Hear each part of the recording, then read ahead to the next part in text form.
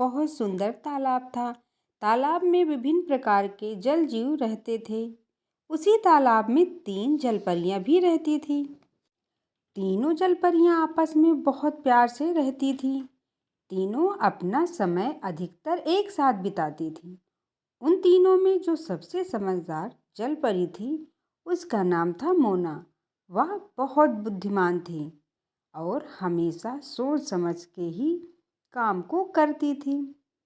तालाब में सभी रहने वाले जल जीव उसे बहुत प्यार करते थे और उस पर बहुत अधिक विश्वास करते थे। दूसरी जलपरी का नाम था आशा। वह होशियार थी, लेकिन वह सबसे अधिक होशियार तो नहीं थी, किंतु वह मुसीबत आने पर उससे बाहर निकलने का रास्ता अच्छी तरह जानती थी। तीसरी जलपरी का नाम था माया। वह बुद्धू थी।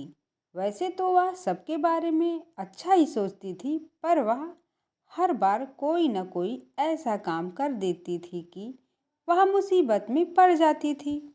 एक बार की बात है, मोना तालाब में चक्कर लगा रही थी। उस समय वह बहुत खुश थी, क्योंकि वह अपनी सहेलियों के साथ दूसरे तालाब में घूमने जाने वाली थी। परंतु अचानक उसने कुछ आदमियों की आवाज़ें सुनी। वह धीरे धीरे उनके पास पहुंची और चुपके चुपके उसने जाकर अपनी दोनों सहेलियों और सारी मछलियों को यह बात बताई।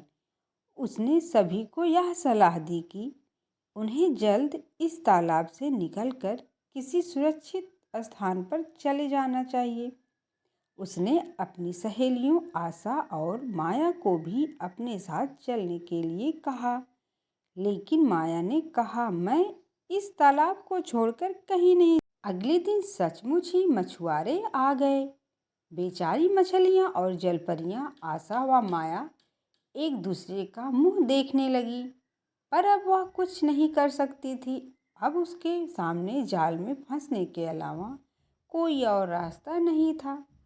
जलपरी मोना की दोनों सहेलियां आशा और माया तथा अन्य मछलियां उस जाल में फंस चुकी थी। आशा जलपरी जो होशियार थी, उसने चालाकी और समझदारी दिखाई। उसने मर जाने का बहाना बनाया। मछुआरों ने उसे मरा हुआ समझकर तालाब में ही छोड़ दिया। बुद्धू जलपरी माया को मछुआरे ने मार डाला। कुछ समय बाद मोना जलपरी वापिस उसी तालाब में आ गई। आने के बाद उसे जब जलपरी माया के बारे में पता चला तो उसे बहुत दुख हुआ। वह बोली, अगर वह मेरी बात मान लेती और समझदारी से काम लेती तो उसे अपनी जान नहीं गंवानी पड़ती।